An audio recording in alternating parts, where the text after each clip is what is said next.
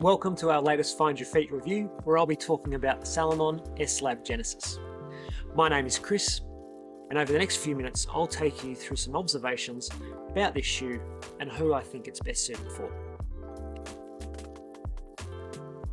For me, this review has been developing for a little while now, as I initially struggled to really put my finger on what makes them distinctive, what makes them potentially the shoe for you. Previous shoes like the Sense-Ride 5s and the Thundercross had a really upfront feel, and I was able to get an easy sense of the shoe's positioning and performance. In the Genesis, however, I've run over 250 kilometers and I feel I'm only just understanding the significance of the design. And I've put it down to this: the shoe is unremarkable and invisible. Now, initially, this may sound negative, but these characteristics are in fact the ultimate complement for a performance shoe. The shoe does not force features on you, and more importantly, does not take feelings away from you. Feelings of responsiveness and proprioception, which is your ability to know where your foot is in space.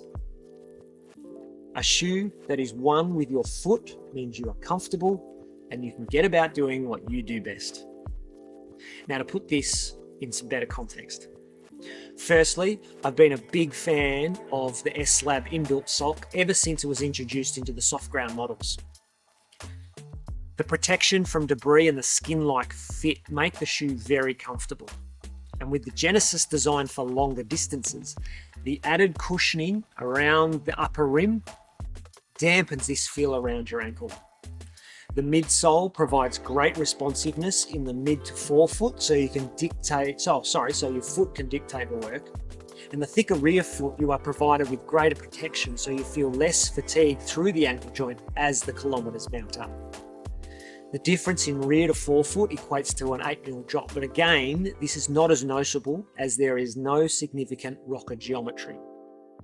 The protection pads on the instep and the outer rear not only provide protection against rough rocks, but also give your foot more stability and go some way in lessening inversion and eversion of the foot. This gives greater confidence when moving through technical sections, and while the pads look a little cumbersome, their presence is actually subtle. The toe box is less tapered, so it feels even wider than the Sense-Ride 5s and Thundercross, despite all being categorised within Salomon's standard width.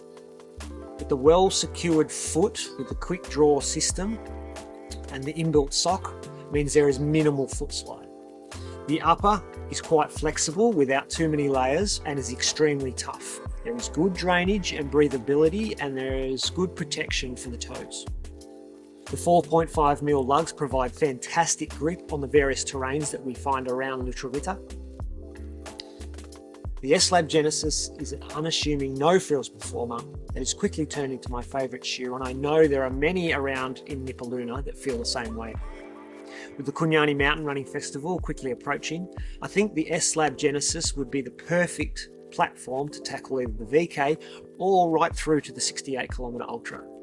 So if you're in the market for a new shoe, then certainly consider the S-Lab Genesis.